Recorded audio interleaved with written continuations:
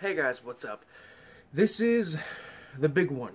This is, I mean, like, legit, holy fucking shit. But, as far as horror goes, 2017 has been a pretty damn good year for horror films. Last year, in 2016, I was really struggling to find, like, 15 movies to put on my top 15 best horror films of the year. That's why you saw, I think I put, I know for a fact I put, like, something on there, like the Blair Witch. I put, like, Blair Witch on there just because, I mean, I think that movie's fun, but that wasn't one of the best of the year. And I actually watched, like, the Korean film The Wailing a couple months after, making the list, and I was like, shit, I should have watched this. This is like one of the best ones from last year. So this year, I really went all out. I rented as many films as I could from on-demand sources and Redbox, etc., etc. I went to see quite a few films, and I went out of my way to watch as many films, big budget, small budget, no budget, that came out this year. And I came out of it with a list of 30 movies. Last year I struggled to get 15. Now I have double that. With a little bit more effort put into watching them. So I'm going to try and keep the talking about the films simple enough. Like, I'm going to try and keep it within a couple minutes. Knowing myself, I'm probably going to fail at that immensely. But this video is going to be separated into two parts. The first part covering 30 to 15, and then the second part covering shit.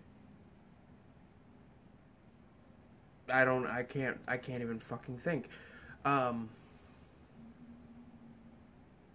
Yeah, 30 to 15, and then 14 to 30. Or 14 to 1. So, yeah, let's just fucking do this shit. Without further ado, let's just get this thing started.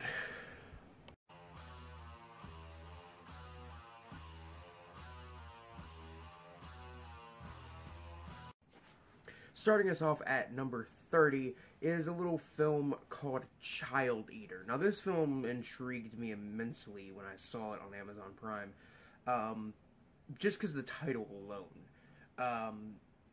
On Amazon Prime, if there's something I've discovered in the past year, is that so many people, it's so easy to get your film on Amazon Prime, to the point that people will dump anything on Prime, and you can find a lot of independent films that not many people know about from this year, from last year, from years and years ago, that you would not have known about unless you looked up specifically films from that year. And Child Eater is one of them. This film was released this year. Well, not this year, it's 2018 now, but it was released last year, when it hit video on demand and limited theatrical release, but it officially premiered in 2016, which that's the case for a couple movies on this list, because there are a couple movies that premiered in previous years. But essentially, Child Eater is a kind of classic, like, boogeyman horror story about this kind of monstrous man in the woods who goes after children, and he was a serial killer. He killed children and ate their eyeballs. And he was also blind. It's not a perfect movie, and it's not even, like, that good as far as, like, boogeyman kind of monster in the woods horror stories go, but I think it was pretty interesting and entertaining, and I thought it had a decent atmosphere. It's a good time killer, hence why it's number 30 on this list.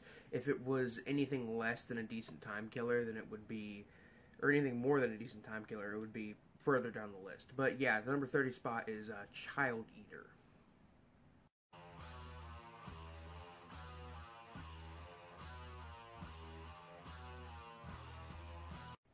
At the number 29 spot, we have Gore Verbinski's A Cure for Wellness. Now, I was immensely interested in this film when I first saw the trailers. It looked very visually beautiful, and it had this vibe to it, this kind of, like retro-futuristic, almost. I don't know how to explain it. It had this kind of 50s era of innocence vibe that felt perfect for a Bioshock movie, which is what a lot of people had to say about this film, that it was like perfect for a Bioshock kind of film. Like, it had the visual aesthetic of Rapture before the splicers took over. But essentially, Cure for Wellness is about a guy working on Wall Street, and he's working with this working with this fucking huge company, and he has to go to, I think it's Sweden, in order to get his boss back, because his boss went there for hydrotherapy, and for some reason all these rich people come to this giant castle on the hill in the middle of nowhere in Sweden, specifically for the water there that's supposed to make you, like, just the healthiest person ever. This movie runs for 2.5 hours, and I've seen it twice. And I'll say this, it's very visually beautiful. If you're going to see this film for one reason, see it for the visuals and the acting second. I think the acting in this film is actually pretty good. Then you have the writing, which feels like a David Cage game almost. It's ridiculous, it's stupid, it's nonsensical, it makes no sense on any level, and it tries to act like it explains everything when nothing is explained. And even on the second time around, I really didn't grasp anything. And it's not to do with the fact that I'm stupid and I can't grasp deeper meanings or symbolism within films. It's because they obviously wrote this film to put as many twists in it as possible, so that way people in a mainstream audience would think that this is a very deep, complicated film. That being said, though, I still think the plot is very interesting and engaging, despite it being absolute shit. If you saw trailers for this film and you weren't too sure about the film, and you wanted to see it, but you were kind of apprehensive because it's 2.5 hours and it looked weird as hell, I'd say give it a shot, just because it's not perfect. It's far from perfect, but it's very, very visually beautiful.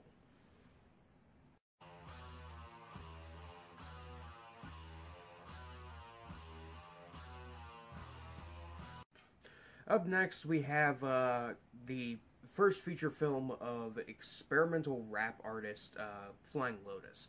Now, I'm not too familiar with Flying Lotus's work, I'll be 100% honest. I know he did the theme song to the season of Aqua Teen Hunger Force Aqua TV Show, which was like one of the best theme songs for the show, or that the show had when it aired for 15 fucking years. But I don't know too much about Flying Lotus, honestly. Then I heard he directed a movie that featured Hannibal Buress and fucking George Clinton of Parliament fame in it. And I was like, wait a minute. A weird, gross-out, experimental midnight movie horror film directed by an experimental rap artist featuring Hannibal Buress, a comedian I really like, and George Clinton from Parliament, which is like, that's just crazy. It was honestly something that was like really crazy to hear. And I ended up getting around to watching it, and I've gotta say, it's gross as hell. It's a body horror anthology, and just like any anthology, there are segments that are good, there are segments that are bad, and this film chops up all the segments and puts them just kind of randomly throughout the film. So you'll be watching like the beginning of the very first segment, and then suddenly you'll get like really crazy, weird, experimental transitions, and then you'll get another scene then you'll get to the next segment, and the next segment, and the next segment, And then once it goes through like the 4 segments, like the beginning scenes of the first 4 segments, then it goes to the second scene of those segments, and so on and so forth. It's very weird, it's very gross. When it screened at the Sundance Film Festival, people walked out claiming it was the grossest film they had ever seen, and I would say it's pretty damn gross and like as weird as a Jodorowsky film. That being said, I would highly recommend it to anybody who's looking for weird cinema, or anybody who enjoyed The Greasy Strangler. That's one from last year that I really liked, and I think these films are very similar, because not a lot of people like them, but they have a small cult following right now, and they're both really gross and weird as fuck.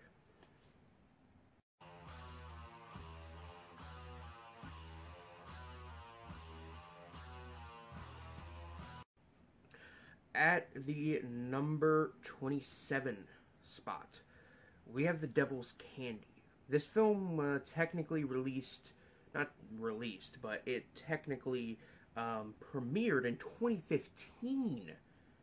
Yet here it is on a 2017 list because it didn't get an actual release until 2017. Other than that, it was at film festivals. So, The Devil's Candy is a feature film from a Australian director, I'm pretty sure. He directed a film called The Loved Ones, which I'm not going to go into too much detail, but The Loved Ones was a pretty interesting kind of slasher, kind of crazy family kind of story. It wasn't like the end-all be-all of horror like some people were making out to be, but it's not as bad as a lot of other people made it out to be. I quite like The Loved Ones, and when I heard that he directed a heavy metal horror film, I was completely in for it. I was all in. And then I saw it. I hate to say it, but The Devil's Candy really didn't impress me too much. I thought it was interesting. I thought the character, or at least the main character, the father, I thought he was a very interesting character. But I felt like it wasn't that good. Like, the plot just wasn't all there. Essentially, it's about a guy and his family who move into this house where a murder was committed years before. And him and his daughter are really into heavy metal music, and there are multiple scenes of them just headbanging in the car. It's pretty entertaining. But he's also an artist, and he can't find the proper inspiration, and then suddenly something within him kind of awakens when he gets to this house, and he starts painting these edgy drawings, this edgy kind of painting of like children being eaten by demons and stuff like that, and he eventually ends up painting his own daughter into the painting without even realizing it. It's an okay film. It's like really, it's not, I'd say it's fuck. I would say it's really okay, bordering on good. It's nothing necessarily groundbreaking or amazing. I think the acting's pretty good. It's got a decent enough atmosphere. I think the heavy metal aspect was just kind of tacked on in the end, because, not that it was like tacked on, like, oh, let's throw in that it's heavy metal, but it was like an afterthought, and then putting it, and then focusing on it in the advertising, and in the kind of plot of this film, because like everywhere I read this, everybody was like a heavy metal themed horror film, and it's just like, it's not really heavy metal themed. I mean, heavy metal is involved, definitely. The characters like the music, but it's not there all the way. It's not a central part of the story, like it is in something like Deathgasm or Trick or Treat. But I still think The Devil's Candy is actually a pretty good film. I would still recommend it. It's on Netflix Instant, at least as of the time I'm filming this, which is the 12th of January. So, yeah, let's get on to the fucking next one.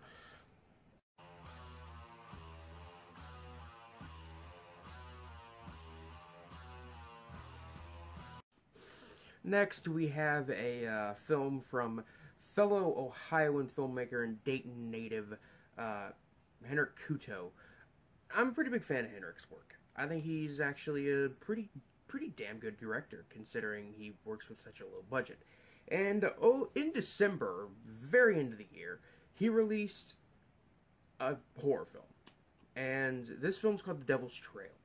The Devil's Trail is essentially about these guys who are working on a reality TV show. They're filming, they're filming themselves trying to survive in the wilderness for 30 days, and they encounter nudist witches and the legend of the Jersey Devil.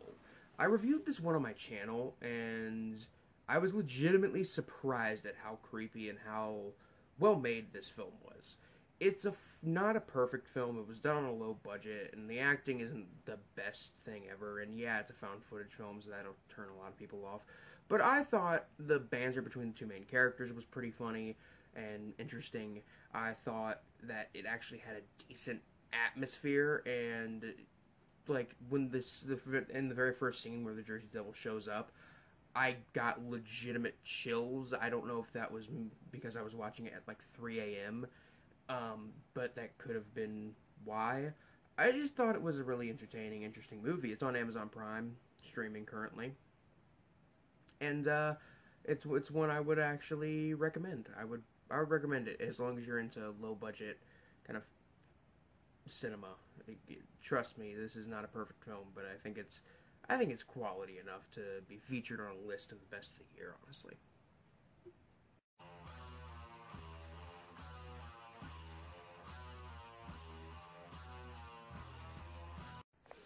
Next one on the list is another one that is fairly independent, low-budget film, so it's not perfect, not for everybody, but for the cult film fans, this is one I'd recommend. It's Dark Side of the Womb. Now, this film is fucking weird. Let's just be honest. It's weird, it's interesting, it's entertaining, it's a bit cheesy, but it's fun. And from the looks of it, not everybody is appreciating this film. From the looks of the reviews on IMDb and the reviews on Amazon streaming, I've seen some of the reviews, and those reviews are pretty scathing, some of them. But in all honesty, this is a pretty interesting film, and it's legitimately entertaining, and I think it's actually a really solid flick. The Dark Side of the Womb is essentially about a little person who wants to be a normal-sized person. His mother doesn't really love him. She prefers his older brother, and kind of considers him. I think the character's name was Ed, to be kind of a leech off of his brother, who was stealing, food from his brother in the womb. They were twins. And his mother doesn't love him, and he falls in love with a normal-sized woman, and then he wants to be reborn as a normal person, so he crawls inside her womb to be reborn. Now, this film isn't exactly that exact plot. There's a lot of other things that happen. There's a subplot about a murderous clown and some other things. But I don't want to spoil all of that, because I think all that is part of the film's charm, that it's not just what you get, what it says on the box. And that might disappoint some people. I mean, some people would just want it to be like a crazy, weird body horror film, while others would prefer it to not be as weird. But, it's all up to personal taste. I think this film's actually really solid and really, really entertaining, honestly. It's just a fun movie, and that's really all I want out of movies 80% of the time.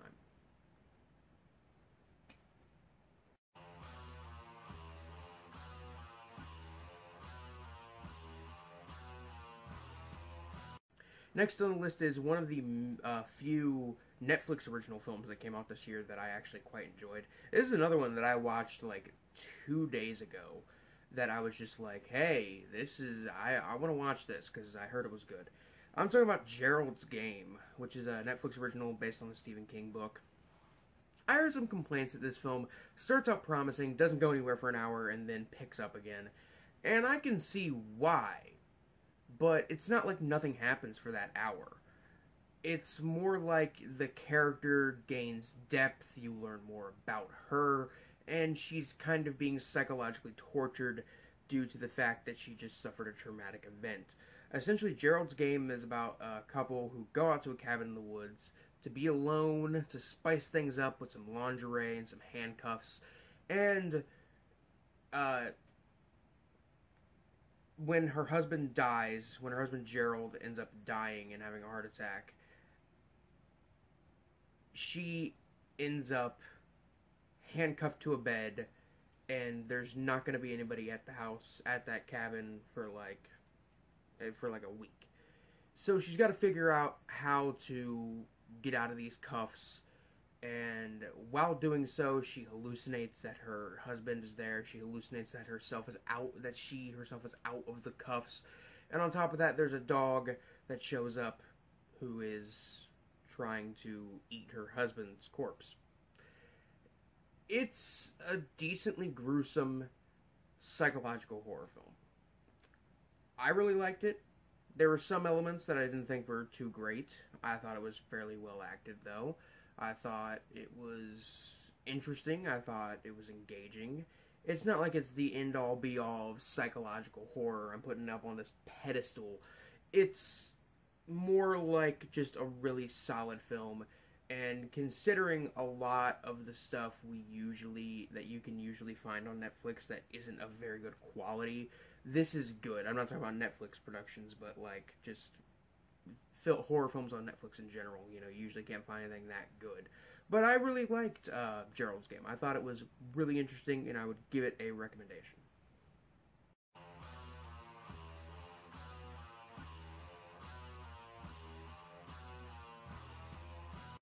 Next is another Netflix original. This one I didn't hear anything good about, or didn't hear many good things about, and I didn't expect much going in.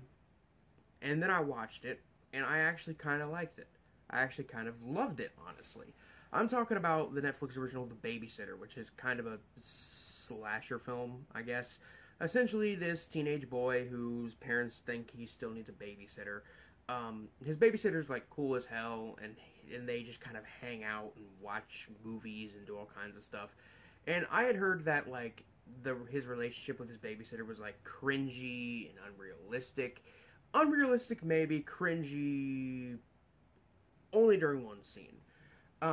Essentially, he wants to stay up and see what his babysitter does after he goes to bed, because one of his friends told him that babysitters usually sneak in their boyfriends or something like that.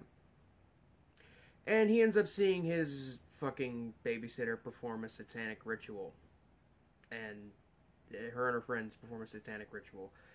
And this results in it kind of being a cat and mouse game between the babysitter, her friends, and all of the main character. It's goofy, it's cheesy, it's obvious that it's just trying to be fun, it's just trying to entertain you. And it's got that classic kind of splatter, slapstick comedy in there. I really like it. And it was a surprisingly very gory film, too. I did not expect the gore to be that high. But I guess that's kind of the surprise of the film. And, look, I don't know what else to say. It's a really fun, entertaining movie. If you like fun, entertaining movies, give it a shot. If you like violent movies, give it a shot. If you like slashers, definitely give it a shot. I think it's one of the gems from this year.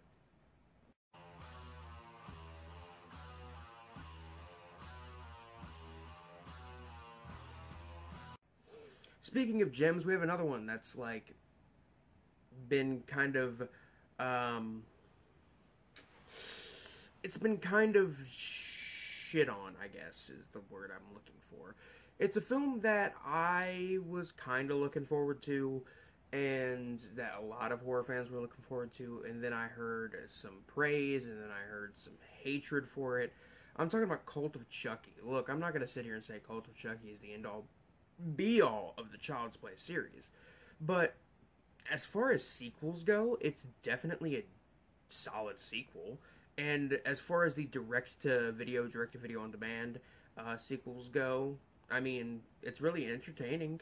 I thought Curse of Chucky was pretty solid, and I think Cult of Chucky is just a little bit better. Essentially, Cult of Chucky picks up where Curse of Chucky left off, with the main character ending up in a mental institution for murdering her family when really Chucky did it. And when Chucky finally finds her and breaks into the asylum in order to find her, things start to get like crazy and violent and weird. Maybe not weird, but crazy and violent, definitely. The film's pretty gory, and it's got some pretty decent deaths. And I thought it was good. It's an entertaining movie. And again, there's so many people who are like, "Oh, they ruined Chucky's character." It's just like, I mean, kinda, maybe a little bit, but that doesn't matter to me. I'm not in this for this overarching plot of how Chucky's changing as a character. I'm here to see some violence, hear some cheesy one-liners, and just be entertained. And that's what this is. That's what the first, like, half of this list is. It's not great. It's not like, you know, the end-all, be-all of horror from this year. But it's really good stuff. It's solid stuff. It's even great stuff that's just really entertaining. When we get down even further is when we get to the stuff that's actually, like the fucking god tier shit from this year.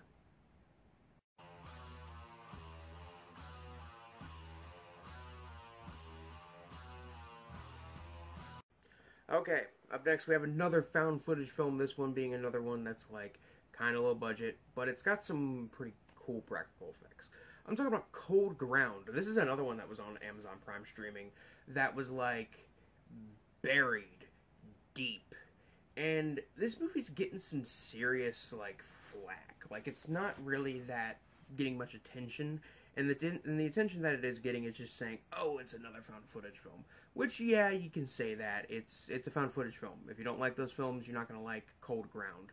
But Cold Ground is essentially a film set in I think it's like set in the 70s, and it's these people going to see what the hell is going on at I think it's like this, at near the border in the mountains. I think it might have been in Sweden or something. I know the film was a French production, and from what I've heard, this is like the first French found footage film, I guess, which that's kind of interesting. But upon going up to the mountains, they find out why people are going missing up there and why animals are being found mutilated. And I don't want to spoil it too much. Let's just say there's some shit up there that involves practical effects, and I think the practical effects are pretty good. I think the gore is pretty good. I thought the characters, the two main characters of the couple, I thought they were at least semi-likable and interesting. I wanted them to make it out alive, so that's something that's important in these kinds of films. I didn't think it was necessarily a scary movie. It was just a fun kind of... It's just a fun movie. I thought it was really fun and entertaining. I had fun with it. It's fun. Fun, fun, fun, fun, fun. How many times I gotta say that fucking word in this video? Because I'm gonna fucking blow my brains out if I have to say it anymore. I'm probably gonna have to. Honestly. Alright, on to the next one.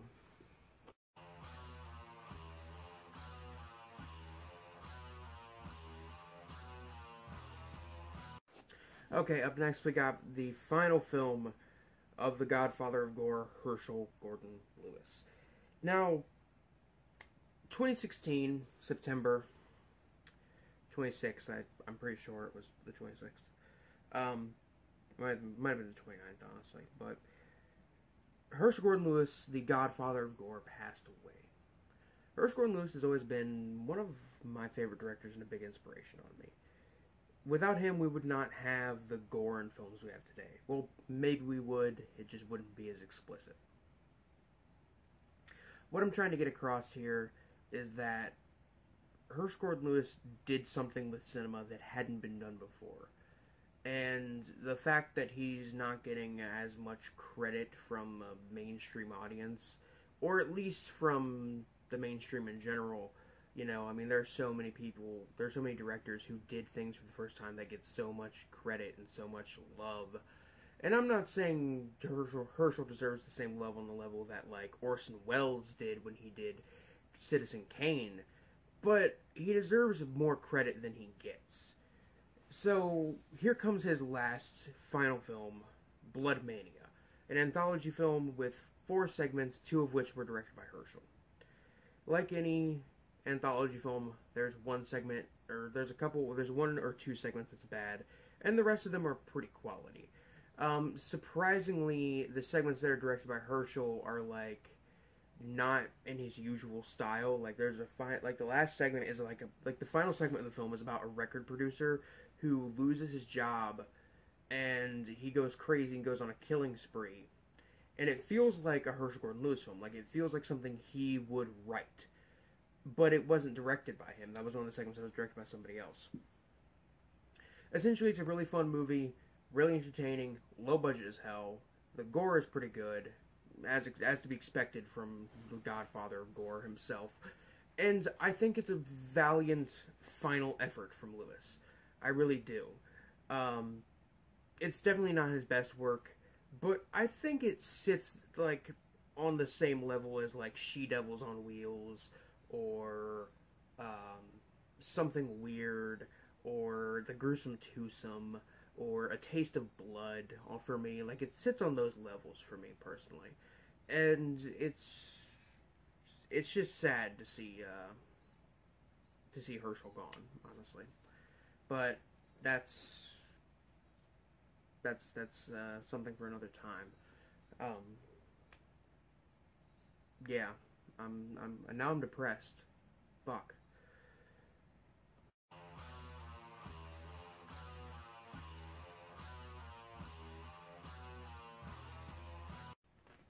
Next, we have the Todd Sheets film, Dreaming Purple Neon. Dreaming Purple Neon was this weird exploitation throwback film that was like a combination of like Lucio Fulci and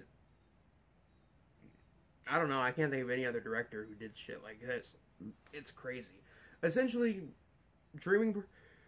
God fucking damn it, my yawning is gonna kill me on this video. Dreaming Purple Neon is this exploitation throwback film about a woman who ends up inadvertently working for a drug dealer. And he's selling this drug called Purple Neon. How this drug is made, what it is, nobody knows. And then when she tries to stop him and she steals a bunch of the Purple Neon, they inadvertently end up in the lair of a satanic cult that it turns out the satanic cult actually makes Purple Neon, and it's meant to possess people and make them like into zombies. It's like a weird combination of like a blaxploitation film with some like Lucio Fulci kind of elements thrown in, and with a little bit of like Lamberto Bava's Demons thrown in there too. Why not? But I really liked Dreaming Purple Neon. It was cheesy. It was fun for what it was. It didn't take itself too seriously, and that's really what I wanted out of it. It runs for like 2 hours, and surprisingly, it does not get boring during those 2 hours, and the gore stays consistent. And it's got a really cool kind of atmosphere, and it's just a fun movie. I really had a lot of fun with it. I really enjoyed it, and that's kind of it for what I gotta say about it.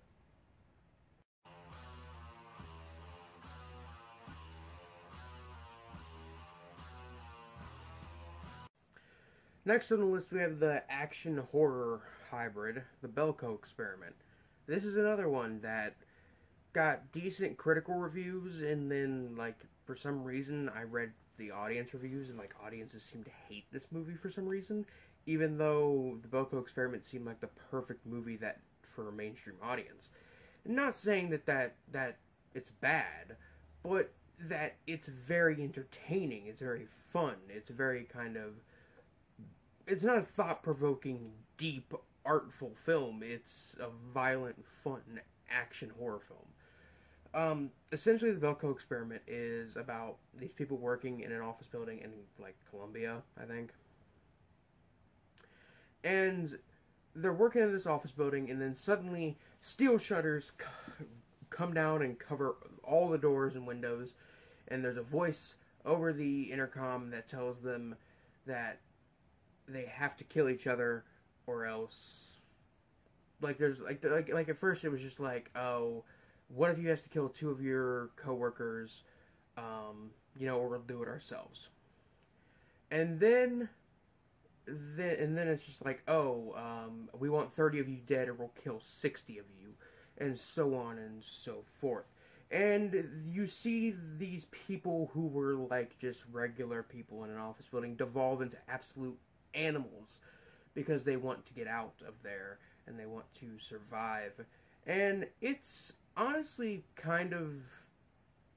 it's a really violent film, and it's kind of sad and or gut-wrenching to see certain characters die.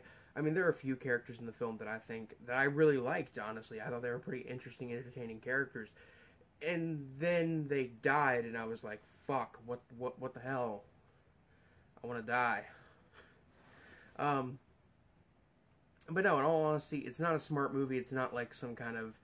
there's so many people who are saying, like, oh, this is a satire about how hostile the workplace, the office environment is. It's not some kind of fucking brilliant satire. It's a fun action horror film. It's dumb, but it's fun. And that's all I need from movies, honestly, half the time.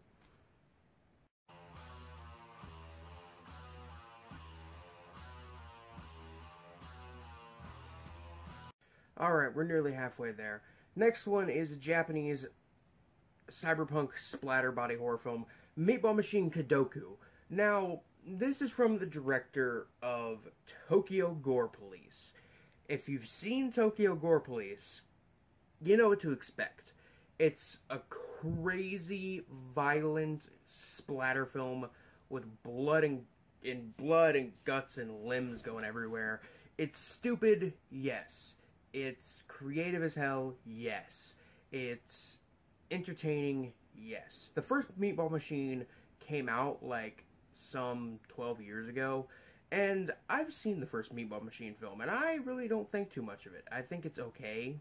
I mean, there are better cyberpunk splatter films, and there were better like extreme Japanese splatter films. Maybe not at the time, but with all the ones we have now, there are better ones out there. So when I heard that there was going to be a sequel directed from the guy who directed Tokyo Gore Police, I had mixed feelings, because I liked the first one a little bit. It had the effects and the gore, but it didn't have much of a plot. This one is kind of the same, except there is somewhat of a plot. Essentially, a giant, force field ends up surrounding a small area in Japan, and people end up getting infected with these parasites that turn them into mindless killing machines, and essentially they all have to kill each other in order for this barrier to be lifted and for them to get out. It's cheesy, it's stupid, it's fun, it's creative, it's entertaining, it's a blast. If you liked the first Meatball Machine, you'll probably like this one. If you like any of those crazy Japanese splatter flicks, you'll probably like this one, because it's very much in the same vein as those films. And I don't know what else to say other than that. It's just very, very fun.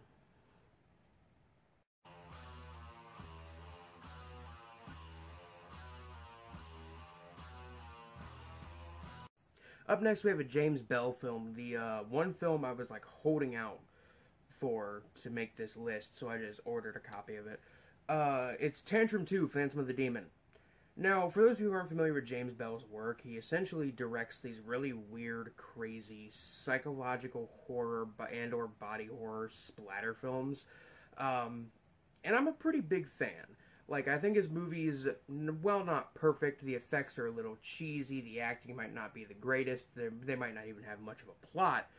They're really interesting, engaging, creepy, atmospheric, watchable, and, the sheer depravity of these films is, just something you have to praise. You have to praise the creativity when it comes to some of the depravity within these films.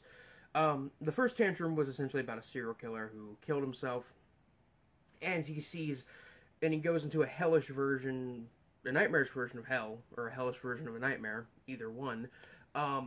He ends up in this kind of hellscape where he's essentially seeing his own past actions as well as his own sexual kind of fantasies, and just suffering in general. And this second one is essentially continuing his journey through hell, as well as introducing some other characters who played major roles in his life.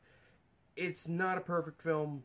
If you go in expecting it to be anything but what it says on the box, which is just a low-budget kind of surreal, like, splatterfest. If you want it to be any deep kind of philosophical film, that's not gonna, you're not gonna find that here. It's kind of mindless, but I still really like James Bell's films, even if they aren't, like, super deep or complicated. I still think they're actually really great, honestly.